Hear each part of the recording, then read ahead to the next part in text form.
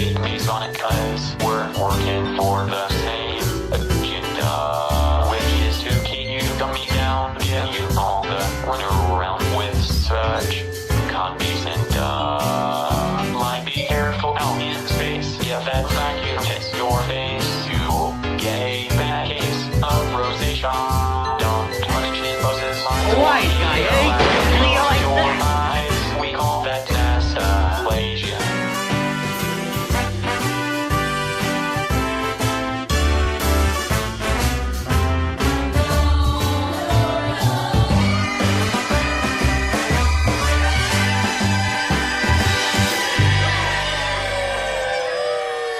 I'm real happy that you're excited about gravity. The problem is gravity. I will have solved the problem of gravity.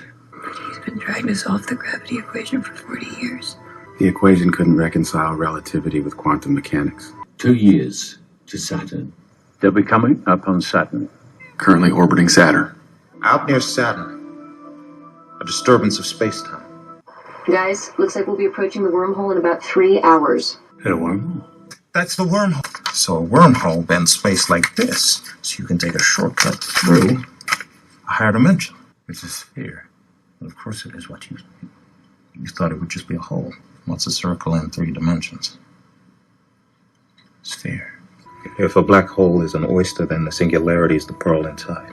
The gravity's so strong, it's always hidden in darkness. Singularity. Yeah, we'd solve gravity. The tidal gravity is so quick that something crossing the horizon fast is what we call a gentle singularity. Oh, we have to shed the weight to escape the gravity.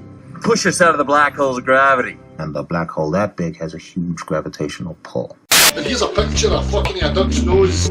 Black holes and stuff, black holes and stuff. And here's a picture of fucking a duck's nose. Black holes and stuff, black holes and stuff.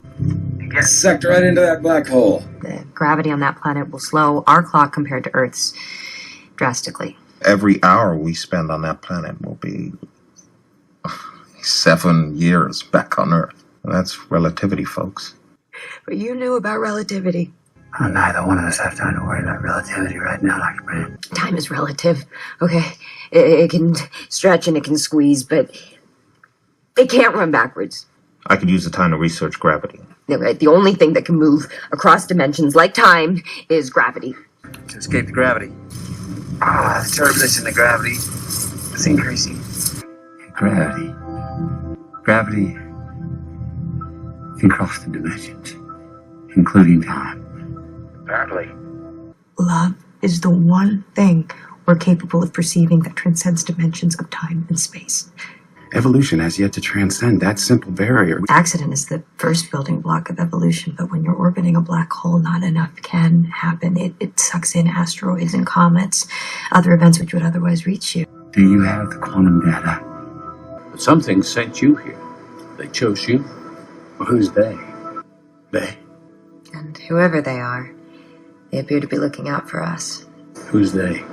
They chose me. The beings that led us here. They communicate through gravity, right? Yes. Or if they chose me. It's not a ghost. It's gravity. I think we've underestimated the life on this planet.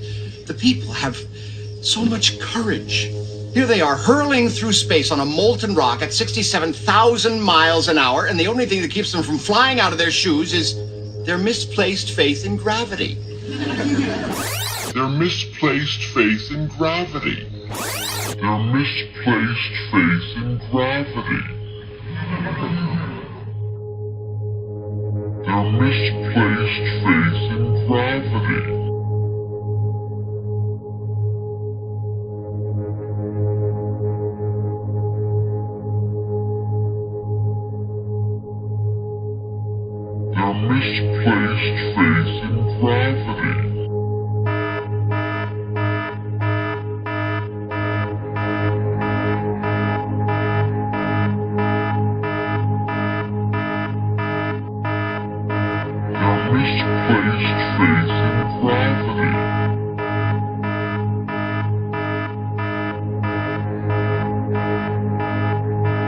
Their misplaced faith in gravity.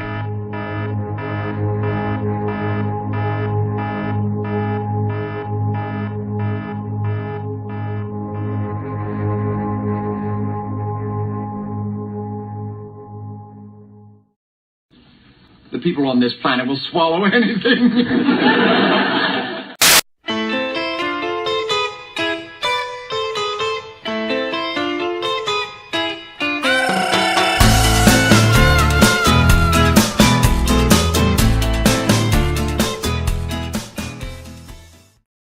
So hey guys, Jeff here again. And unless you were in a coma where you're living under a rock, you heard the news today that scientists have finally detected gravitational waves and have proven Einstein right once and for all. Every single Zionist-owned news outlet has reported this bullshit throughout the day. The propaganda machine is working overtime right now. First, you got Reuters and the Associated Press. They wouldn't stop reporting this for the last 24 hours. Then you got Washington Post, you got the Wall Street Journal, you got CNN, you got BBC News, you got Fox News, you got MSNBC. MSNBC and Fox News reporting the same propaganda. That's because they're owned and operated by the same people with the same agendas. Don't get fooled by that whole conservative liberal crap.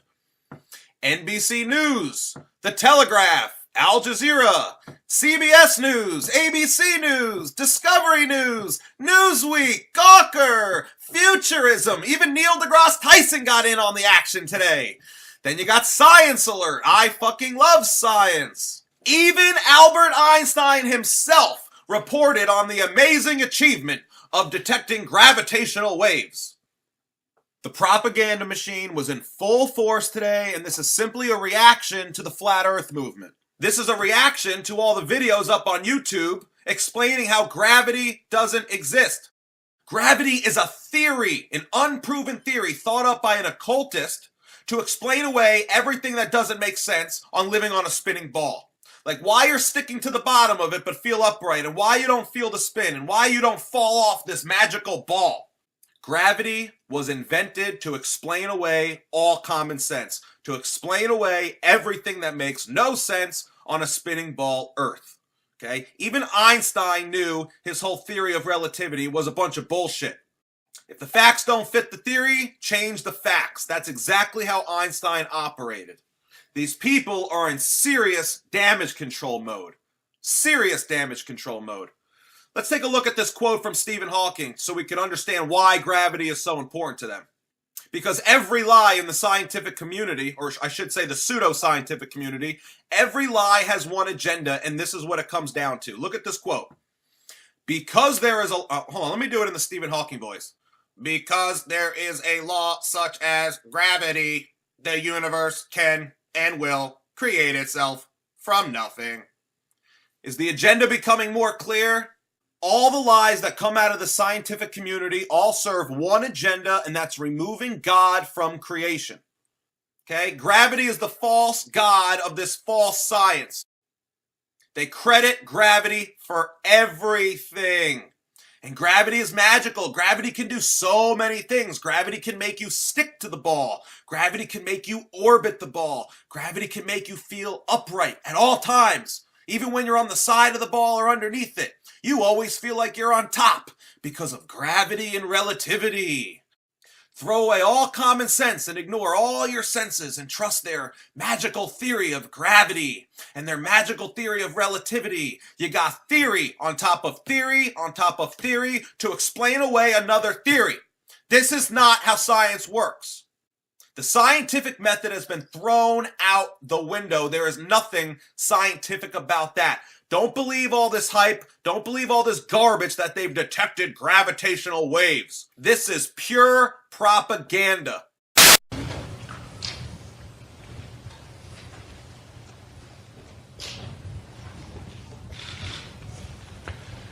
Ladies and gentlemen, we have detected gravitational waves. We did it.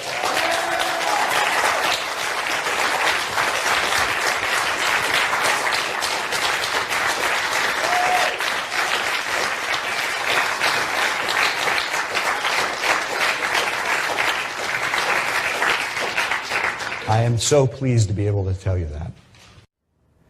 Tremendously exciting news. Gravitational waves have finally been detected. Here's a brief explanation. Back in 1915, Albert Einstein gave the world his new theory of gravity, the general theory of relativity, which is based on the beautiful idea that gravity is nothing but warps and curves in the fabric of space-time. Now, barely a year later, Einstein pushed this idea one vital step further. You see, he realized that if space is flexible enough to warp, then it should also be able to ripple, to vibrate, to undulate. And that would mean that if something were to jostle the fabric of space-time, it should send out ripples in the fabric of space, and it's those ripples that we now call gravitational waves. This is what the theory says should happen. Now, how do you test this idea? Well, the math shows that as a gravitational wave rolls by, it will squeeze and stretch anything in its path. You see it happening here for the Earth, but of course, this is highly exaggerated so you can see the effect. When you do the calculation, you find that the amount of squeezing and stretching would be tiny, a mere fraction of an atomic diameter, and that makes it pretty difficult to detect. But that is what the LIGO team has now achieved. And they did it with two detectors, one in Louisiana, the other in Washington State. And in these detectors, what they do is they fire laser beams along two 4-kilometer-long evacuated tunnels. And when the light recombines, it creates an iconic pattern. It's known as an interference pattern. But the only thing that you need to grasp is that were a gravitational wave to roll by, it would squeeze and stretch the arms of the detector, and that would have a measurable impact on that interference pattern, causing it to shift.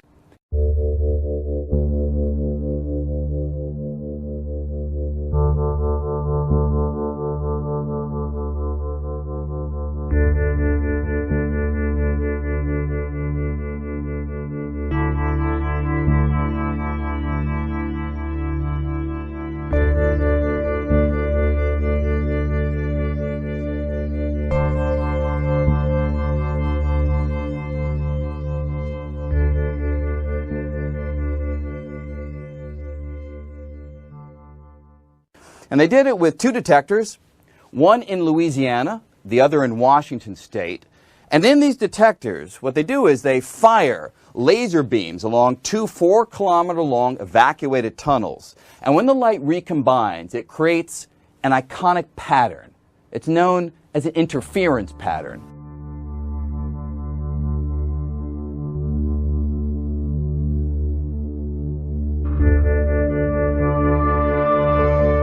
We are trying to measure things basically at 1/1000th the diameter of a proton. That's the size of the signal that you see on Earth from those events.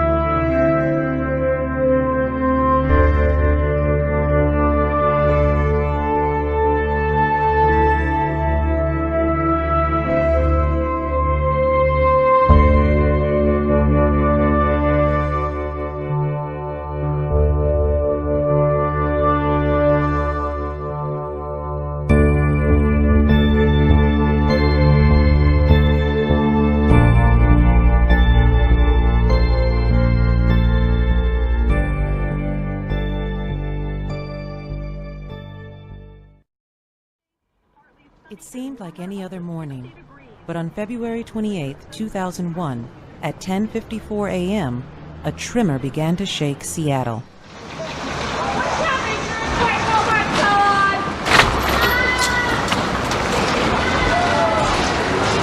Ladies and gentlemen,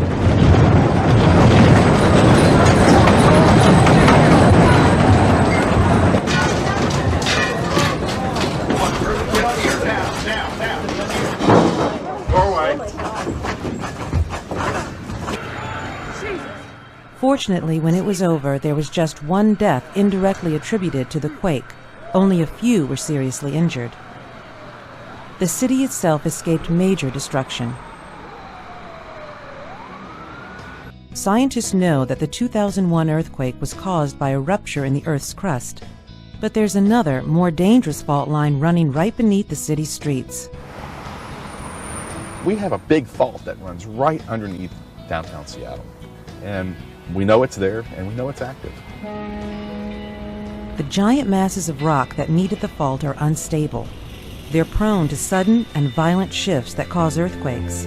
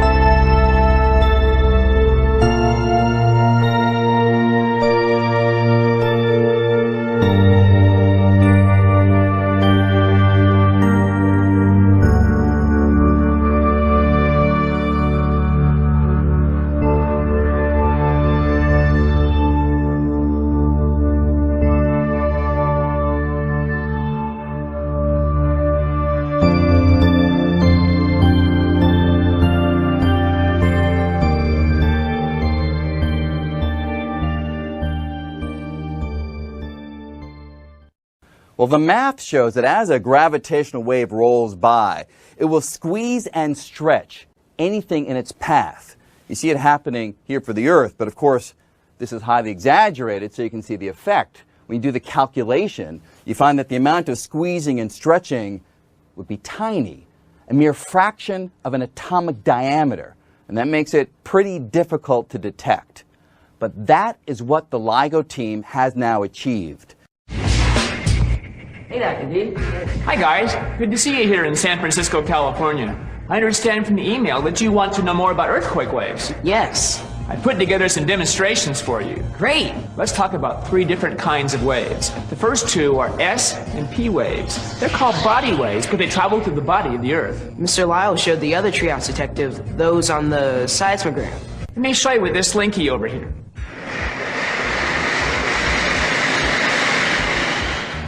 Those don't look like the waves I'm used to seeing, like ocean waves. The wave you're used to seeing has up and down or side-to-side motion. This is like the shear wave or S wave. Looks like this.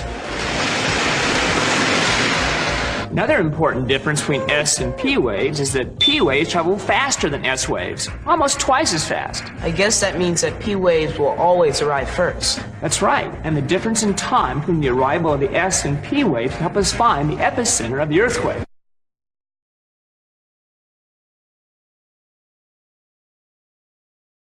Well, P stands for primary or compressional waves, and S is for secondary or shear waves.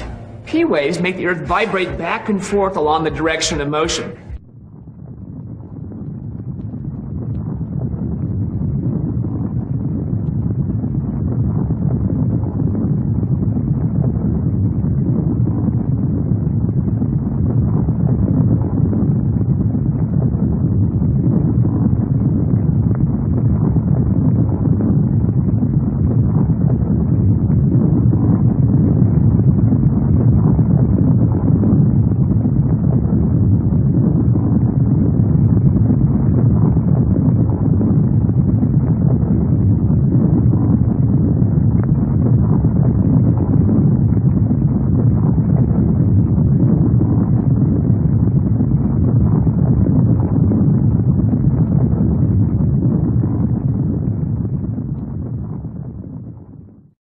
this is highly exaggerated so you can see the effect. When you do the calculation, you find that the amount of squeezing and stretching would be tiny, a mere fraction of an atomic diameter, and that makes it pretty difficult to detect.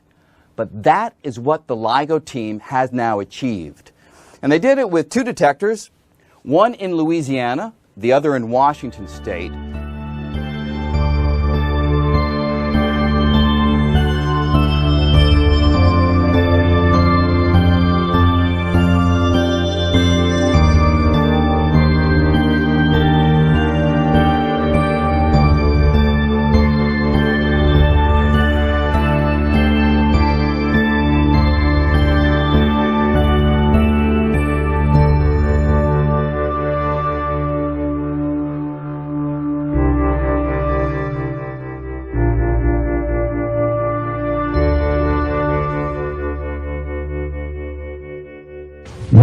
We are trying to measure things basically at 1/1000th the diameter of a proton. That's the size of the signal that you see on Earth from those events.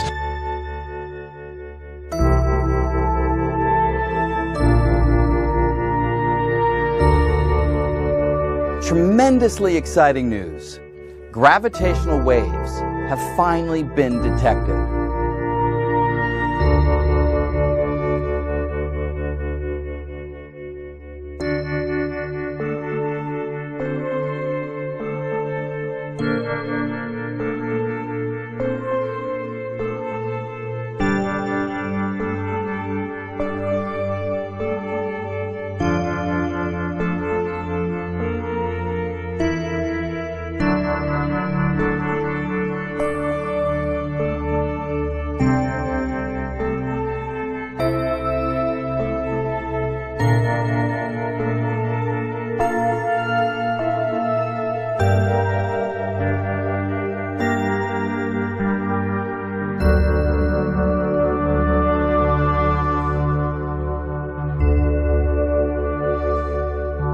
Albert Einstein gave the world his new theory of gravity, the general theory of relativity, which is based on the beautiful idea that gravity is nothing but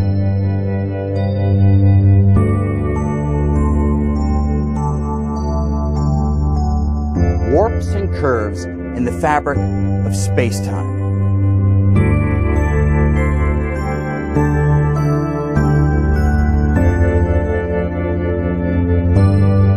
So these gravitational waves were produced by two colliding black holes that came together, merged to form a single black hole about 1.3 billion years ago. They were detected by LIGO, the Laser Interferometer Gravitational Wave Observatory. LIGO is the most precise measuring device ever built.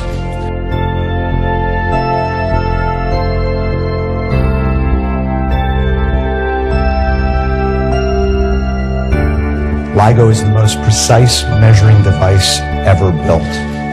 We are trying to measure things basically at 1/1000th the diameter of a proton. Ladies and gentlemen,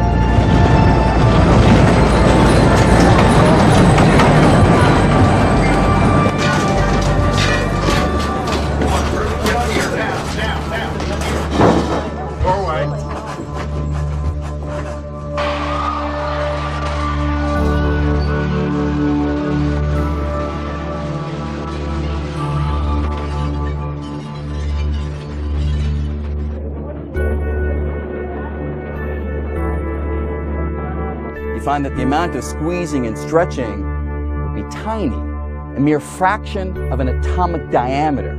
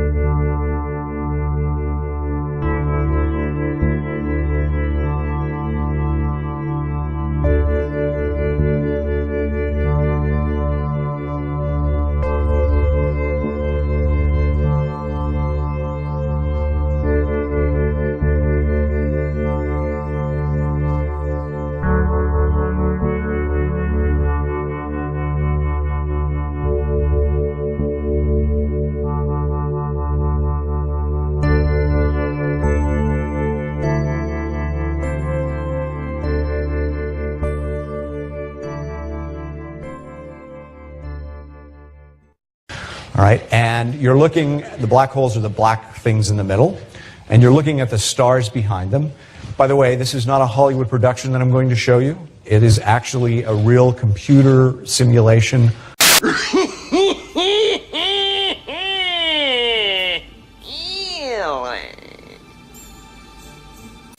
Bang, giving birth to an endless expanding existence of time, space, and matter. Now see further than we've ever imagined, beyond the limits of our existence, in a place we call the universe. And so now when I take my planet and I move it through this distorted space-time, it tries to follow a straight line.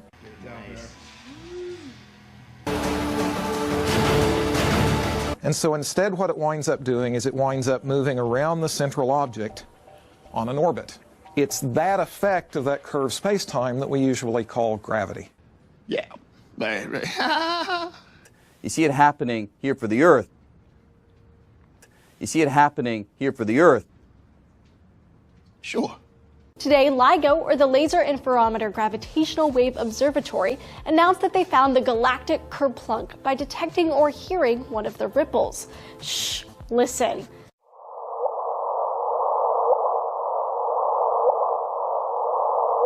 Yeah.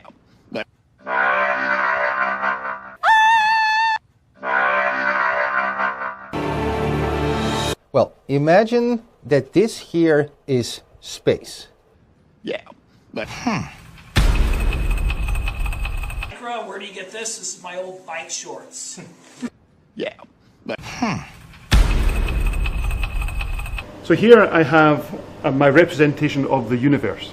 Yeah, but Like this ping pong ball here is basically one of us, just humans. Change it only a little bit. Porn? What's... Oh, pornography? Shh, listen.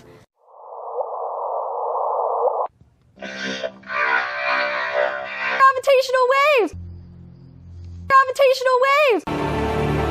What we've started to be able to do is to listen to the gravitational history of our universe.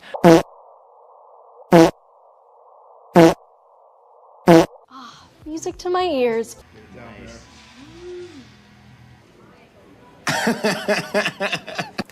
And two black holes merging, colliding, as we saw today, is gravity in its strongest form. And here's a picture of fucking a duck's nose. Black holes and stuff, black holes and stuff. And here's a picture of fucking a duck's nose. Black holes and stuff, black holes and stuff. So gravity, we totally see its effects all the time. Oh shit. Now scientists are truly understanding gravity for the first time. A warping of space-time, which was once thought to be impossible, has been generated by the collision of two black holes more than 1 billion light years from Earth. Yeah. The collision of those two black holes radiated 3 times the mass of the sun in pure gravitational energy. But there's just one small catch. It is all just a theory, so we don't know whether gravitons actually exist or whether they're a myth. However, mathematically gravitons can exist, and so there you have it, the very, very basics of quantum gravity.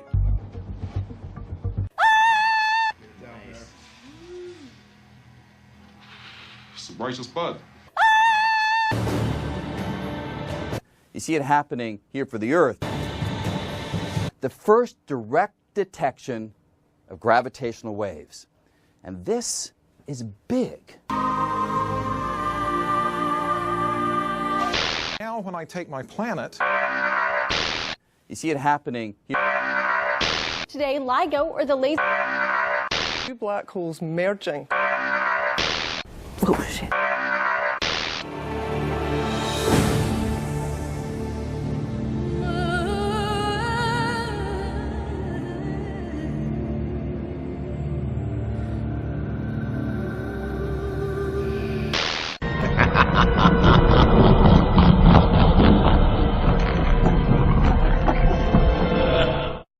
Burning papers into ashes. Why drop. I'm sorry, the drop?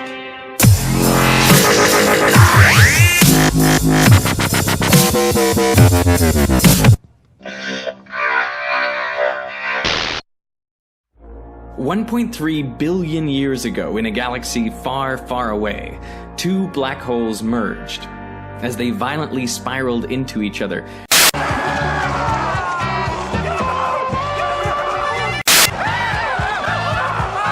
energy released in these waves was 50 times greater than the energy being released by everything else in the observable universe combined.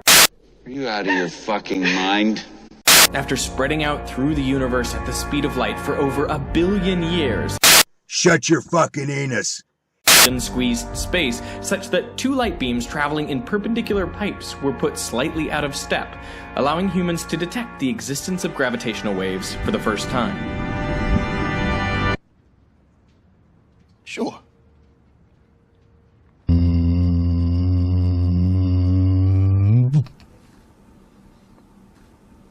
That's it? Yeah. Yeah. The main problem with detecting gravitational waves is that they're tiny. They stretch and squeeze space by just 1 part in 10 to the 21. That's the equivalent of measuring the distance between here and Alpha Centauri, and then trying to measure variations in that distance that are the width of a human hair. Oh, okay. I got you, brother. Now here's something most people don't think about, which is that gravitational waves stretch space-time. So light traveling through that space should be stretched as well. If everything is stretching, how do you know anything is stretching? How do you know anything is stretching? That's the conundrum. It doesn't make any sense. This whole thing is bogus. Shut it down. However, the gravitational wave, when it comes through, it's doing this slow thing, like this noise I made, which is low. It's a slow stretching. It's only 100 times per second. And it's true, when the wave comes through... Right, yeah. So what was needed to detect gravitational waves? Well, a megawatt of laser power to minimize shot noise of exactly 1 wavelength, because we're trying to measure just 1/trillionth of that wavelength. Continually inserted to replace older light that's been stretched and squished in the world's 2nd largest vacuum chamber at just 1/trillionth of atmospheric pressure, hitting the smoothest mirrors ever created, suspended by silica threads, at 2 distant sites to eliminate noise, with 4-kilometer-long arms to increase the magnitude of gravitational waves to just 1,000th of the width of a proton. Sure.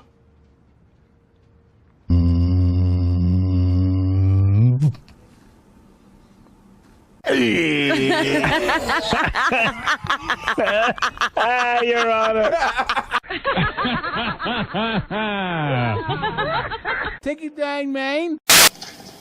This is heavy duty, Doc. This is great. Whoa, wait a minute, Doc. Are you trying to tell me that my mother has got the hots for me? Precisely. Whoa, this is heavy. There's that word again, heavy. Why are things so heavy in the future? Is there a problem with the Earth's gravitational pull? What? The justice system works swiftly in the future now that they've abolished all lawyers. Oh, this is heavy. Oh, this is heavy. Oh, this is heavy, Doc. I mean, it's like I was just here yesterday. You were here yesterday, Marty. You were.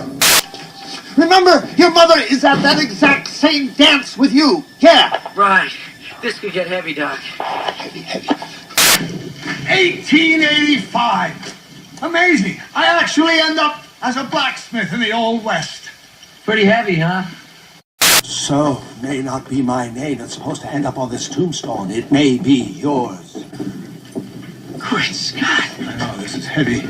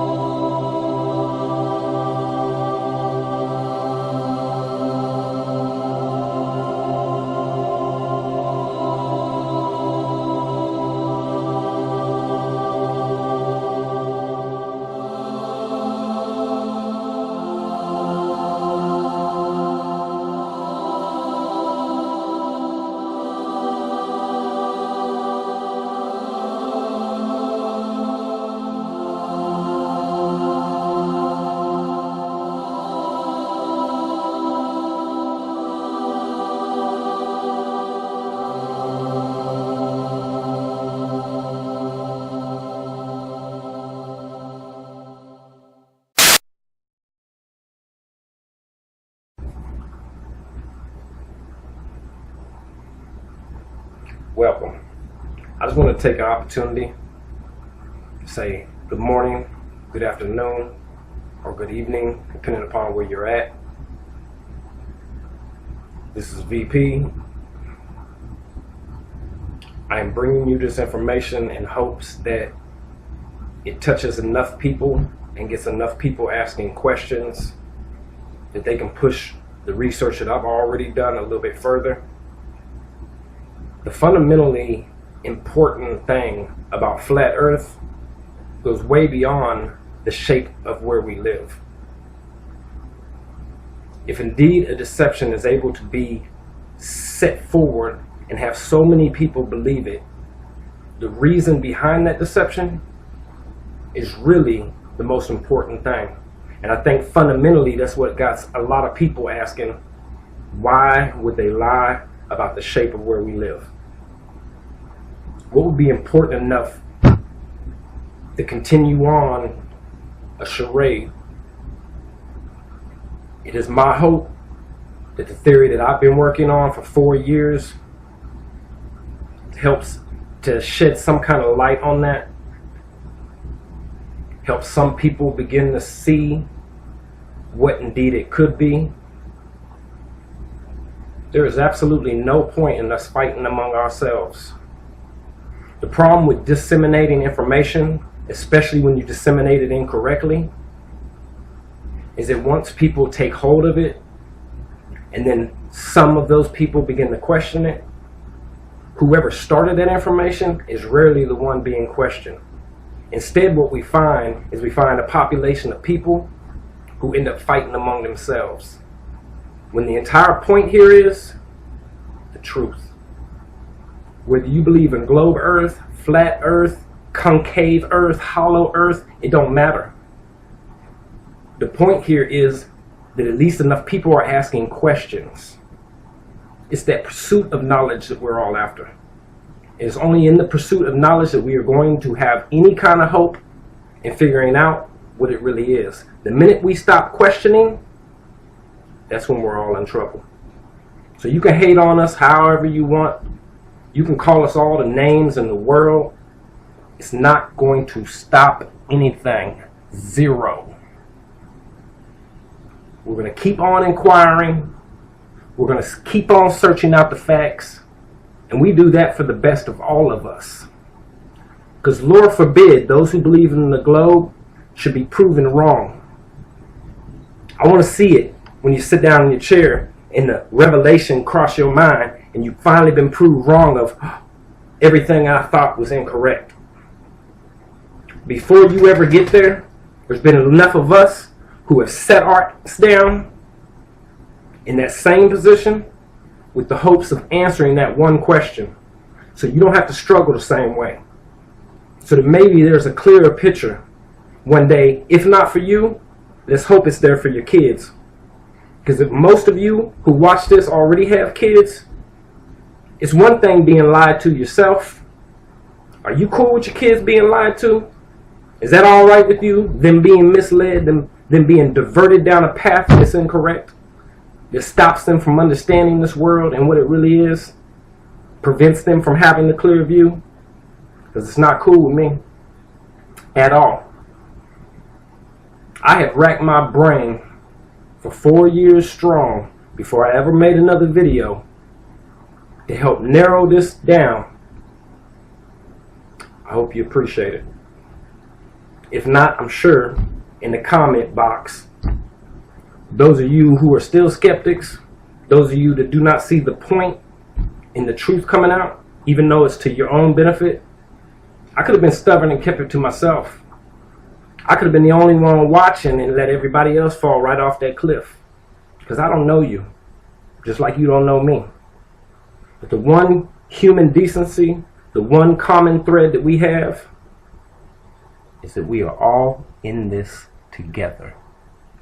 There is no escape. So what I would have befall you could very well swing around to befall me. So the next time you question somebody in search of the truth, you want to call them stupid, you want to call them retarded, you want to call them whatever names you want to come up with, keep it in mind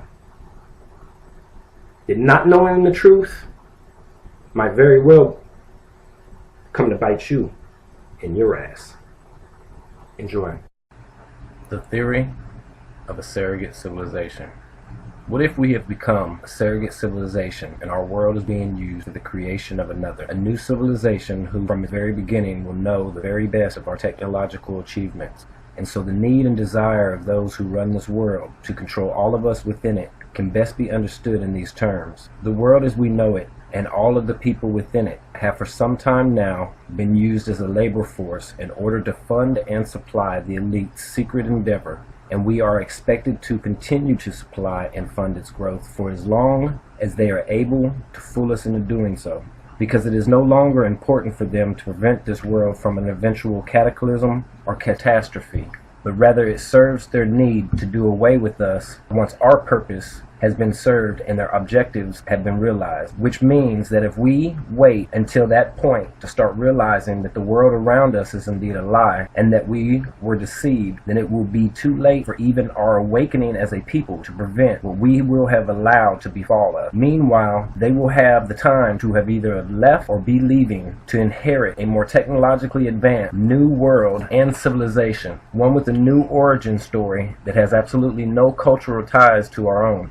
nor does it have the differences that divide us. And that is the point of their end game. And reaching that goal has been the motivation of all of their lives up to this point. So you must pause for a moment to consider that the probes into this world and efforts undertaken towards exploring the furthest and most difficult to reach places in our known/unknown world were for them, once those secrets were understood, a quite literal step up in evolution, a point at which a decision was made, not for disclosure, but instead in favor of discovery discreetly. And it would be that singular decision, once made and committed to, that would forever change the landscape of the world as we know it. Their success thriving off of our chaos, disorder, division, and conflict, to push forward and propel both industry and technology in the hyperdrive in order to fuel and fund the new world they are creating away from all of us. The most ambitious escape plan to have ever been conceived or attempted, rationalized and accepted in secret among the elite as the new answer for the continuation of a new mankind, a 22nd century reboot of humanity. This time, the point must be made that the elite's ultimate success is almost completely dependent upon our civilization's eventual destruction, and that only in the aftermath of that destruction will their agenda be fully realized in order for that new civilization to take center stage. This is why the condition of our world seems to no longer matter, hint, as if taking care of this one is of no concern. It's because they have found another. They know it will never fall in their lap, but we as a people do not seem to understand that it is going to fall in ours. Even as I write this, our world is being stripped in mind of every fathomable resource that one could imagine, leaving us without the very building blocks necessary for us to stop what is happening, let alone what it will take to come back from the future that they have in store for us. It is important to know that while this concept that I am presenting to you may indeed sound brand new, it is actually based on a much older doctrine and method utilized during times of conquest from as far back as you may care to research. The best recent example being the European so-called discovery of a new world and how it became the United States of America as we know it. This method and how it specifically applies to the discovery and acquisition of new territories, whether known or unknown, but without an officially recognized claim, is more simply known today as settle first or development first. But let me pause for a moment to say that this is a well-known concept for the highest officials within the most powerful governments of countries today. It is also a method rarely, if ever, disclosed or discussed in private or public with any country's citizens for very good reason. First and foremost being that no country wants to ever have to admit to or acknowledge its own wrongdoing. There is no room that needs to be made for explanation for any actions taken during a time as long as the topic at hand remains officially unacknowledged. Settle first is a method used specifically as it pertains to new territories that basically states that in the process of acquiring a new territory, a nation can, regardless of native inhabitants, cost to plant or animal life, or any negative effects upon that territory's land, its natural resources, or people, use force or any other means that it deems necessary in order to put in place a permanent settlement prove its sovereignty, and state its rightful claim upon the land borders, as well as any national resources that it may contain. As long as that new territory and its native inhabitants do not hold nor have ever made an officially recognized land state claim that proves ownership or sovereignty, meaning that whatever nation is able to take over that territory with the intent to settle that land and control its borders will be considered that new territory's sovereign owner and shall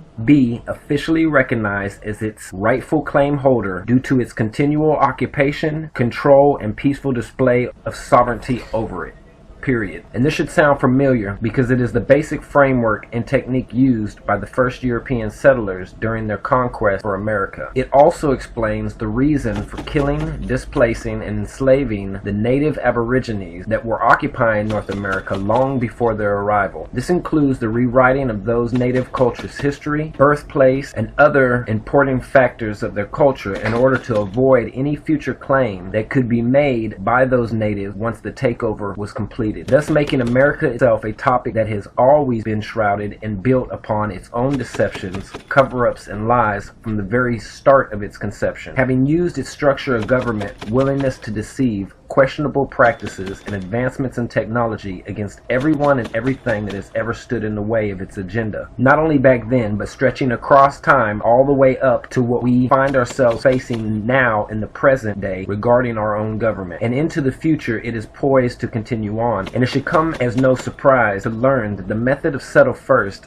has been brought up again recently and identified by several groups of academics as the number one out of 5 possible methods that America is most likely to use in the foreseeable future to remain dominant and to keep superior control over the Arctic and its resources, which should cause my fellow researchers to pause for a moment when I explain that the acquisition of any new territory discovered within international waters are governed by even less requirements or oversight than new territories on land, as well as my explanation regarding the settle first method and how it could possibly apply to the Arctic, or more specifically to what we have been told is just the Arctic ice sheet, because it really is time to start questioning what we have been led to believe. Case in point being that all the way up into the 1700s and dating back before the 1500s, many of the world's most sophisticated seafaring and map-making cultures were acutely aware of the continent that was split by 4 rivers and encircled by mountain ranges,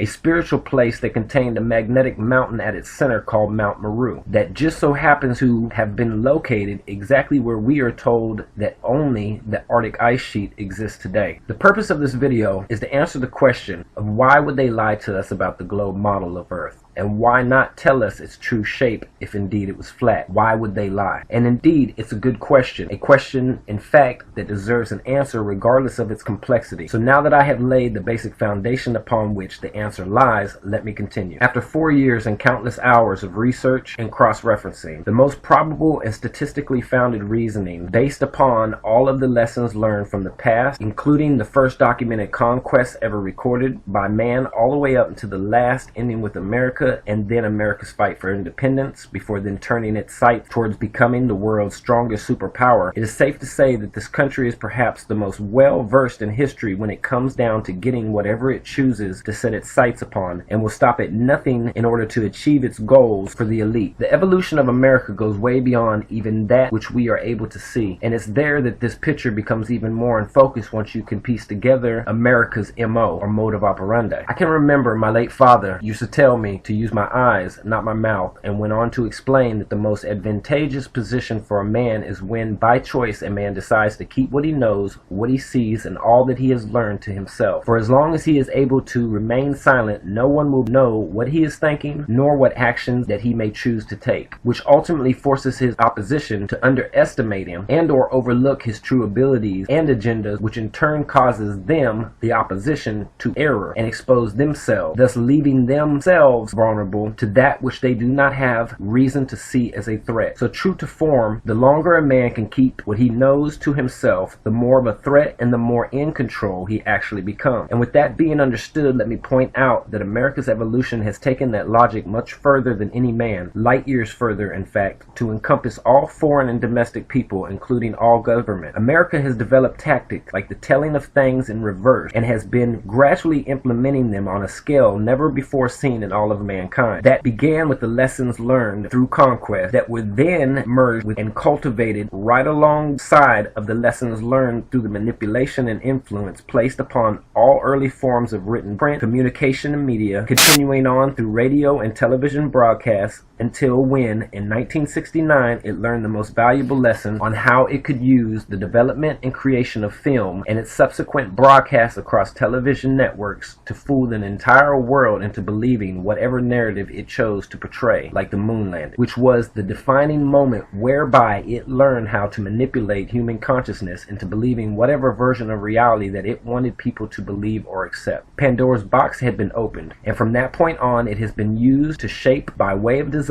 our understanding of the world, its shape, and everything in it, choosing to, by whatever means necessary, settle first our minds before any other understanding could take hold, fully knowing that any recollection of information up to that point, past to present, would eventually be drowned out by their new present to future approach to the flow of information. Discounting the past in exchange for what was taught and shown to be true in the present, painting pictures in our mind knowing that it would be conveyed to the future, thereby solidifying their control over it. The same future that we now find ourselves in, trying to understand what we are up against, which given the level of technology today, it's safe to say, has been consistently evolving. So to take a page out of their own book, it is what we must do as well. We must evolve as a species. It is time to manifest our collective destiny before they finish doing it for us, because the stage has already been set, made even more scary when you realize, within the context of what I'm saying, how many of the world's religions could be used against us. For example, they could create the Bible's book of Revelation, knowing the effects that it would have, and it's been drilled into our minds for many years. Fertile ground to grow belief, the perfect ground for a diversion, the perfect cover story to mask their action. Also the perfect opportunity to use something such as the rapture theme to snatch up people to take back to their new civilization for purposes unknown. And the only thing crazier than that sound, or how that sound, would be for it to actually happen. So keep that in mind as I continue. To recap the methods that are or have been used against us: knowledge of past conquests, rewriting of history and its effects upon people, the manipulation of all forms of media, the portrayal of the world around us differently than now it actually is, as well as our place in it. But what is missing, and how is it the most relevant factor? What is missing is what is not spoken of. It is what has been masked and continues to be kept from us, and that is what has been learned from the ancients, their knowledge base, those who came long before us, those responsible for the pyramids and all ancient impossibly built structures. For it is that knowledge that has driven the elite to such ends and continues to push their agenda. Second is the information that they have learned regarding the true shape of our world and how everything else fits in it. Third is the technologies acquired that have been kept from us by way of design in order to control us, while at the same time using those technologies to obtain what is thought to be the unobtainable. A pursuit so grand that most would not believe it, which I can completely understand due to the difficulties that I've faced during the process that it has taken me to even be able to conceive it myself. And I am fully aware of its implications, to which I have one thing to say: the truth is more often stranger than fiction. Now it is time for me to substantiate my position by laying out a few breadcrumbs that have helped to bring me to where we find ourselves now. Number one, what does the globe view of our world accomplish? It visually encapsulates the world as we know it, and it effectively places a self-imposed understanding that there is a limit to what we know and what we know to exist. It makes us believe that all land has been discovered and prevents us from going out in pursuit to find more. It visually reinforces a finite boundary and lessens our urge to explore beyond it, leaving only our imagination to ponder space the way it has been portrayed to us. The never-ending movie of possibilities that lay beyond that is reinforced solely by NASA, film studios, and education, which is enough for us to look past the fact that there are no actual pictures and even fewer humans for us to interact with who have actually been or experienced space for themselves. Second, how do those views play out in their favor? Because once they are believed and accepted, then passed down as truth, few would ever choose to think different. And that buys them time and provides a cover story that they can exploit, such as NASA's budget being used to fund their true agendas. Case in point being the fact that the majority of NASA's budget has been proven to be spent on terrestrial Earth and land-based studies. Listen to what I'm saying. A space agency that spends their space budget almost entirely on land-based studies since 1958 to 2018. That is 60 years, yet they claim to know space. But do they really? Approximately 663 billion, 71 million is what NASA has spent in the last 60 years. Understand that each billion is 1,000 million, and there's 663 of them in this figure. Again, I say that NASA was created as a diversion to draw our attention away from the Antarctic ice ring, or the land that was found beyond it, for a list of reasons, including the preservation of the Copernican theory and the globe model of Earth, astrology, evolution, you name it, but none more important than just to keep what they had found secret. Space and all of the other sciences that hinge upon its beliefs became mandatory education, a safety mechanism against future discovery of what they had done. Let me continue.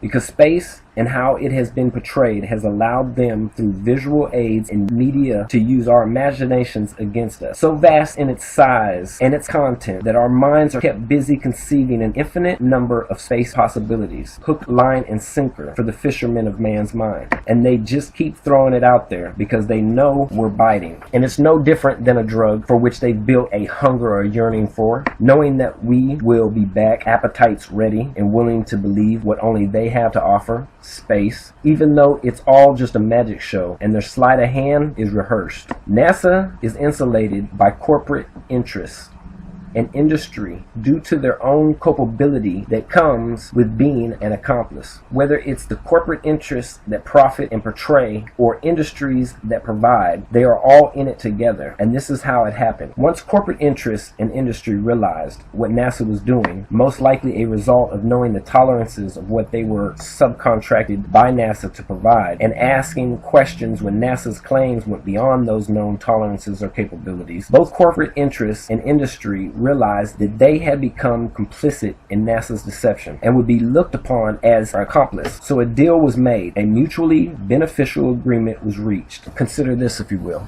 Imagine if you were an industry or corporation and you discovered a way to shoot off a rocket claiming that it was carrying hundreds of millions of dollars worth of satellite and technology equipment, but instead pocketing that money completely off record while claiming on record that it had been spent. Wouldn't you do it just like NASA had been doing it before you had discovered that it was a hustle? Now consider how many satellites have been launched into space or lost, and you will begin to see the full extent and reasoning for portraying the fraud, and also how everyone else is involved, hint film industry and the tie that binds them, which may also explain why after so many years NASA stopped and decided to subcontract it out before they were found out, hence SpaceX, creating what is known as plausible deniability. And with that being said, allow me to refer back to the past in order to stitch together a much clearer picture. The first man to have ever been given or allowed to have the complete first-hand knowledge and information regarding the true form and shape of our world was named Richard Evelyn Byrd, born in 1888 to one of the first founding families of Virginia, who in 1926, just 23 years after the Wright brothers invented and flew the first airplane, was contracted and financed by none other than automobile heir Edsel Ford and oil heir John D. Rockefeller to be the first person to ever fly to the North Pole and back. a flight that remains shrouded in controversy, and after a time of being out due to injury, Richard E. Byrd was appointed to head an expedition to Antarctica in 1929, followed by 1934 and 40. In 41, he went on to fight in World War II, during which time, in 1943, to be exact, the atom bomb was created, ending his service after the bomb was dropped on Hiroshima and Nagasaki, and the war was won in 1945. 1945 also being when the United Nations was created. The following year of 1946, he was requested to mount one of the largest expeditions to have ever sailed once again back to Antarctica as Operation High Jump, where he successfully mapped over 1.5 million square miles of Antarctica using aerial photography. Also to note that in 1946 marked the first successful launch by the Americans of the V-2 rocket number 13 that brought back photos taken from space, October 24th, 1946. The official record states that 1947 marked Admiral Byrd's last active service date, and that soon after he retired. However, this is where it gets interesting, because in 1947 was also the year that Roswell took place. 1947 is also the year that IMF, the International Monetary Fund, began. 1947 was when the sound barrier was broken at a little over 767 miles per hour, or Mach 1. The USA's Truman Doctrine, Marshall Plan, and National Security Act of 1947, which led to the National Security Council, or NSC, and then the CIA being established in the same year, just in time for the beginning of the Cold War. From 1947 to 1955, many other events are documented and further help to reveal their master plan's true size and scope. And I encourage anybody and everybody to go fit a timeline within the context of what I'm saying and see how it substantiates this theory. Oddly enough, in 1955 to 56, Admiral Byrd was asked out of retirement once again to command another Antarctic expedition called Operation Deep Freeze. Noteworthy to mention, during Admiral Byrd's life, there were only two places left to explore in the known world, and both Arctic and Antarctic were given to him over the course of his life, with space not being considered a realistic possibility until 1957, the same year as his death. All first-hand knowledge and information taken to the grave, and thus silenced just in time for the space race to start, and in 1958, NASA's creation.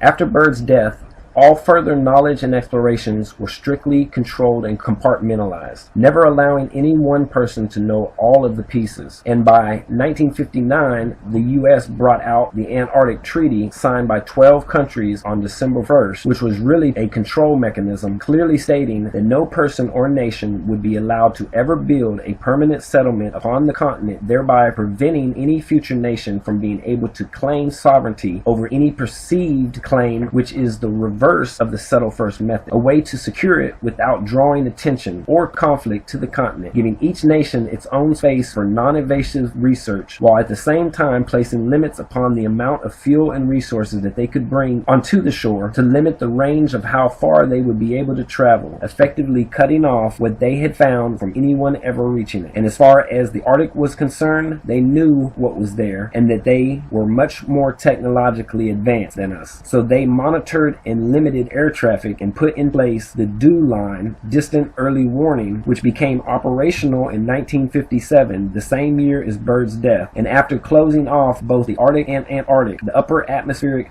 nuclear tests reached their peak during 1961 and 62, which were used to measure and map out the limits of the heavens, or the dome that is above us, and having the last piece of the puzzle so they would have a more complete picture of what they needed to hide, as well as what limitations they would have to work within. All attention was turned to space to occupy our minds, with very little attention being given to either the Antarctic or the Arctic until 1996, when the Arctic Council was formed and the Ottawa Declaration was signed by 8 countries, 34 years later, after the 1959 Antarctic Treaty was first signed. Here's another hint or breadcrumb.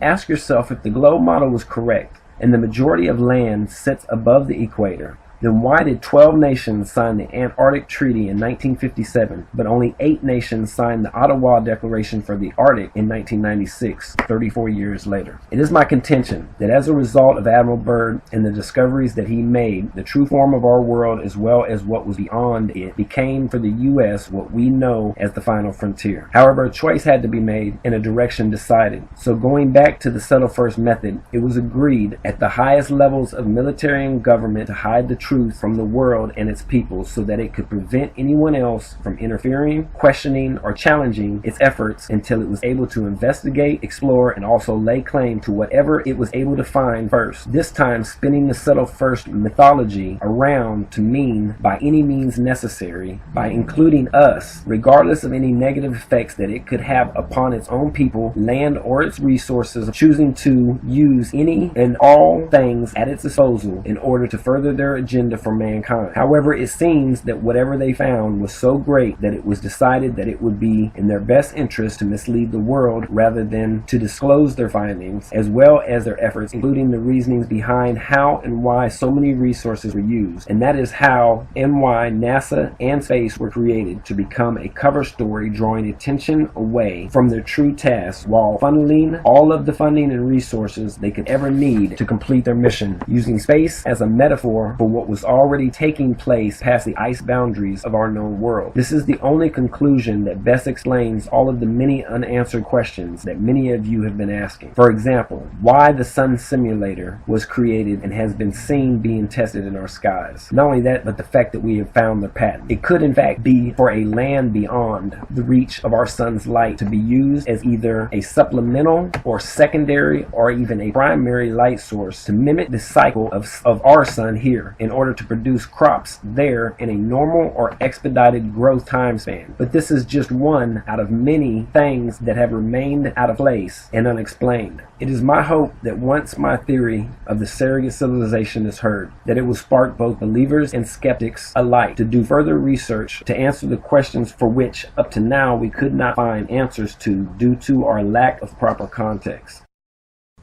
In closing, the Kardashev scale is space-based, and therefore it is incorrect. Think space within the dome instead of outside the dome for a better understanding.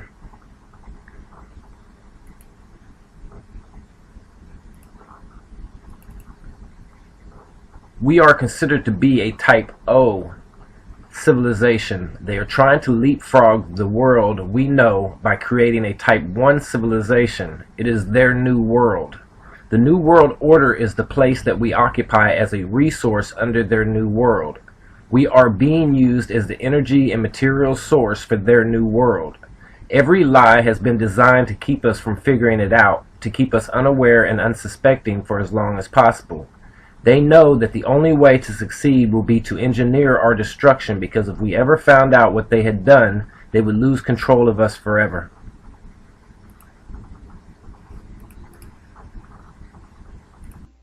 No. Tell us about that. Well, they used light beams to measure whether the Earth was moving, and they found that there was no movement. The Earth has to be moving 30 kilometers per second to complete its annual revolution, and they found out that it wasn't moving in a very precise. Michelson could have calculated it to 1/100th of what he got in his experiment. That's how sensitive his instruments were. What did the experiment involve in terms of apparatus, so we can get a concrete understanding of well, what they if found? the Earth is moving around the sun, and we shoot that light beam in the direction that the Earth is moving, okay, and then we shoot another light beam perpendicular to that, well, the one that's in the direction of the Earth's movement should be impeded in some way if it's moving through space, whereas this one that's going perpendicular would not be impeded. Why not? Because it's not going through space. It's just going north and south. Okay. Okay? And what they found, they expected to have a 30-kilometer difference between these two light beams. There was no difference. So the natural interpretation, and even Einstein admits this, Mach admits this, Born admits this, the natural interpretation is that the Earth isn't moving. So how do we get out of that? Well, you invent special relativity. And now you say, well, the reason that light beam wasn't affected when it went toward the motion of the Earth is because the apparatus shortened.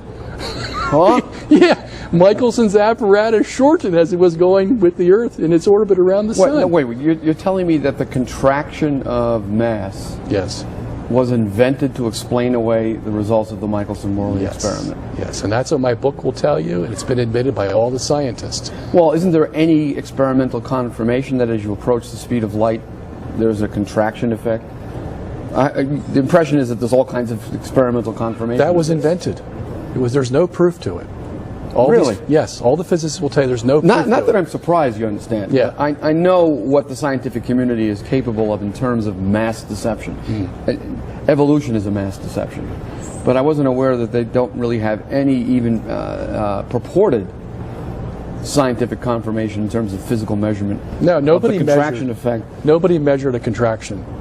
But they put it into a mathematical formula called the Lorentz transform, and it's probably the most famous equation used in physics today. Does anyone expressly admit that, hey, we had to come up with this contraction effect because otherwise we're stuck with a motionless Yes, Earth? the very guy who invented it. Tell me what he Lorentz admitted. Heinrich Lorentz says, I don't have any other explanation to this experiment of Michael Somorley unless I contract the apparatus. Otherwise, we're going to have to believe the Earth is standing still in space. Unbelievable. Yeah. Can you give an approximate page reference for me for your book? I want to go back and read that right away. I'll send you an email. I'll show you. Everything is moving. In other words, all the stars in the universe are moving. How could we possibly determine if we are the center of this moving universe? Over the past decade or so, we have seen out to the very limits of the observable cosmos.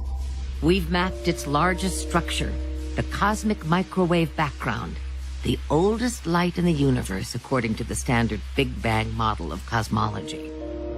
What we have discovered is shocking. On the very largest scales, we see a pattern of really big hot and cold spots which line up around a special axis, which has been dubbed the axis of evil. And it's quite puzzling. Why is there a special direction in space? Well, you know, it's interesting that you asked that because in 2009 they set up a probe called the Planck probe. It just came back with the results in 2013 in March. I don't know if you heard about it or not. No. The European Space Agency set it up in cooperation with NASA. This was the third attempt that they had to nullify the data that they were finding in the cosmic microwave background radiation that permeates the whole universe, that the Earth was in the center of the universe. The first one they sent up was in 1990 called the COBE probe. It came back, showed the Earth was in the center. The WMAP was the second one in 2001, came back with the same data. And what they tried to do was say that this was all an error. It was some kind of misreading, or it was there was contamination in the apparatus or the sky or whatever. So they sent up a third probe in 2009, just came back in 2013. Guess what? Same exact results. Same exact results. And what were the interpretations? Well, the Earth has to be in the center of the universe. And we have somebody quoted in our book, Lawrence Krauss of the Arizona State University, who says, yeah, this means we're in the center of the universe. Let's pick up on that point a bit. You mentioned that the background radiation, microwave radiation in the universe supplied data from which it became apparent that the Earth was in fact at the center of a moving universe. Explain why that is so. Why do these data confirm that? Okay. Well, the Big Bang Theory predicts that there was an explosion 13.7 billion years ago. Okay?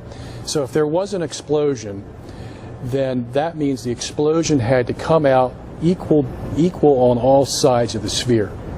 It had to be what they call homogeneous. Okay? And that's naturally accepted. It's like homogenized milk. Sure. You know, you shake that thing up and you can't see one place from another place. It's all homogenized. And that's what they needed for this Big Bang universe. What they found when they sent these three probes up, yeah, some of it was homogeneous, but it's like having a bowl full of Jell-O with two swords going through the middle of the Jell-O. What are the swords? The swords are the orientation of the cosmic microwave background radiation throughout the universe. And what do you mean by the orientation? Okay, there's hot and cold spots they found. It's not homogeneous. There's hot and cold spots in this microwave background radiation, and if you align all these cold spots, it forms an X through the whole universe. Unbelievable. And guess what's in the middle? Oh, you're kidding. No. This is what the data shows. This is what the data shows. Okay, come on now. What mainstream publication recognizes The this? University of Michigan, Dragon Hutterer, Craig Copey, Glenn Starkman. These are all the guys who have done all the work on this microwave radiation. They write it in their papers. They wrote one in 2004, 2008, 2010, and 2012, and they're writing another one on the Planck probe. So you're saying these space probes were designed to explain away the X represented by the hot and cold spots? They wanted to make sure it wasn't an accident. Okay, so there were how many probes in total? Three. in 20 years. And you're saying that all three confirmed what then? That the Earth is in the center of the universe. On the basis of the hot and cold spots? Yes. Whose alignment represents an X. An X. And at the center of the X is the Earth. Right, and they call that X the axis of evil. That was coined... Scientists call that the axis of evil. Called it the axis of evil. That was coined in 2004 when Bush went into Iraq. Remember, he called them the axis of evil? So this cosmologist just picked it up and said, yeah, well, here's the axis of evil right here in the universe. So, in other words, they're enraged by the finding. Oh, yeah. Because it upsets their worldview, which has to displace the Earth's special position in the universe. Yeah. Which fits in rather nicely with a divinely created universe. Right. Made for man. All of cosmology is based on what we call the Copernican principle. Every piece of data that they get in their telescope has to be filtered through the Copernican principle. And that's what the Big Bang Theory does, NASA does it, ESA does it, everybody does it. The upsetting thing about this microwave radiation is it just totally defies the Copernican principle. The last probe confirmed that as well, you say? The last probe, yeah. As a matter of fact, where was that result reported? Obviously everywhere, but give me some examples. March 21st in the European Space Agency report. As a matter of fact, it's in our movie. What's their attempt to explain the latest probe's findings away? Anomalies. Anomalies? Mm-hmm. And all the anomalies conveniently line up in a non-anomalous way to verify their model. Right. This is amazing. So this brings us to the question of motive. You've been hinting at it throughout the discussion. There's obviously a motive at work here. Many people have recognized, not just believers, not just Catholics, but people like David Berlinski, for example, that science has become an ideology. Maybe you could take up that theme as we close out this interview. Yeah. Isn't there an ideological component? Yeah, I would even go so far as to say it's a religion. Science is a religion today. It's scientism. And they've already got the parameters within which they want to interpret the data, and they're not going to go outside those parameters. This is a perfect example. You do get some of them that break out of it, and they say, yeah, well, this defies the Copernican principle. We've read many papers like that, and we quote them in our book. Okay? But the motivation is, if the Copernican principle is wrong, that means all of science is wrong. Everything, cosmogony, paleontology, cosmology, archaeology, everything now becomes suspect because we can't support these long ages. We can't support this vast universe. As a matter of fact, we're in the center of it. How does that happen? Well, it's not going to happen by chance. Someone had to put it there, you see, and that's what they're scared of. That's the motivation. Research Don Pettit, The Tyranny of the Rocket Equation. Tyranny of the rocket equation. It's been a pleasure, and I look forward to talking to you again.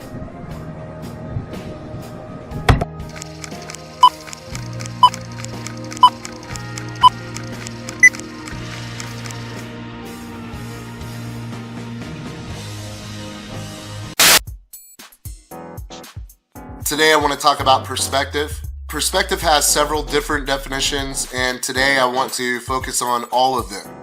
The first type of perspective is perspective in art. It is the art of drawing solid objects on a two-dimensional surface so as to give the right impression of their height, their width, their depth, and position in relation to each other when viewed from a particular point. So it's a picture drawn in perspective, especially one appearing to enlarge or extend the actual space or to give the effect of distance.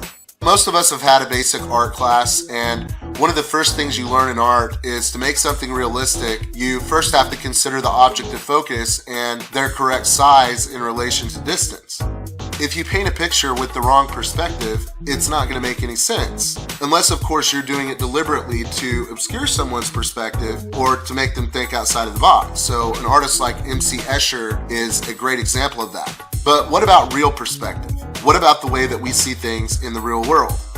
How did our experience with basic art teach us to make things real? One of the first things you learn in art is how to draw 3D buildings. You learn perspective. You learn that the perspective of the human eye always forms a triangle with the horizon. You learn the further away an object is from you, the smaller that object appears in relation to the world around you. You learn that the horizon always holds the key to where those angles intersect. If you can intersect the angles with the horizon line, you could draw a street or a railroad track that disappears into the distance. So the first kind of perspective in art, is what gave us our ability to develop our own worldview. It is what allowed us to really pay attention to the world and to view things the way they are through our own eyes. Now, you might say that I'm dwelling on the flat earth, but this to me is truly the most important subject that I have covered. All I'm asking you to do is to watch the video with an open mind and allow yourself to see things as they are. And that brings us to the second definition of perspective, which is a view or a prospect. Just as art teaches us how to formulate our own worldview, the sights, the sounds, and the environment around us can mold our perspective and really take away our ability to think for ourselves. Your perspective of the world that you live in has been molded in you from the time that you were born. All you've ever seen of our world is in the form of a globe. It's in logos, it's on billboards, it's in classrooms. Everywhere you look, you see it. The globe in all of its splendor. In an ever-present course around the sun and through the universe, the globe, a magnificent testimony to the Big Bang and evolution, as well as unexplained forces like dark matter and dark energy, or the mysterious ever-present weak force of gravity. A ghostly principle that cannot be observed or proven, but is accepted as truth and taught as truth in every school. Gravity as a theory exists to explain how you and I can be standing on a spinning ball in space. Gravity as a theory exists to explain why even though water always finds a perfect level, it's able to stick to a curved surface while rivers are able to flow and water always flows downhill to the lowest point and settles level. Gravity exists as a theory to explain why we are in a perfect yet elliptical orbit around the sun. Gravity exists as a theory to explain why we have the tides. Why does an apple fall from a tree? The truth is, if the Earth were not a sphere, if it were a mostly flat surface with hills and mountains like what we see around us, none of these theories could ever be accurate. And people ask me, why would the governments of the world keep it a secret? This isn't talking about just uprooting the multi-billion-dollar budgets of space exploration. It's about uprooting the trillion-dollar-a-year budget or more of the scientific establishment as a whole. Think about how much money we spend every year on studying evolution. Think about how much money is spent studying dark matter and dark energy. I mean, how many super colliders actually exist in the world? How many of those colliders are funded partially or solely by taxpayer money? If the Earth is somewhat flat and motionless, the entire scientific establishment comes crashing down, and with it, trillions of dollars in unnecessary ways. While they're lining their pockets with your hard-earned money, they're teaching your kids in school that the Creator is foolishness. There's a reason that the scientific establishment has an established view. And the scientific establishment is not based on true science. It's a method of control. It's a method to keep you grounded. I'm not going to go into it in this video, but keep you grounded is very literal. They don't want you to know the nature of the world that you live in, because if you knew that you lived on a mostly flat and motionless Earth with the firmament and a very literal dome covering the sky, it means that you didn't evolve. It means that the scripture is accurate in its view of creation and you were fearfully and wonderfully made. It would make us realize how significant and special the Earth really is. Think about climate change. Carbon dioxide is essential to life on this plane. It's a key component of the air that you breathe. Plants cannot live without carbon dioxide. You cannot live without carbon dioxide. Carbon dioxide is essential to life. Now, the scientific establishment and the companies that profit from their agenda are wanting to make carbon dioxide a crime. So to make up for you being alive, you're going to have to pay a tax on the air that you breathe.